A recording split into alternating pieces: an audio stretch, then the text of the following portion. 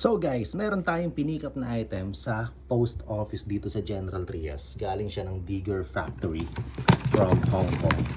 Ang tagal na natin inaantay nitong item na to.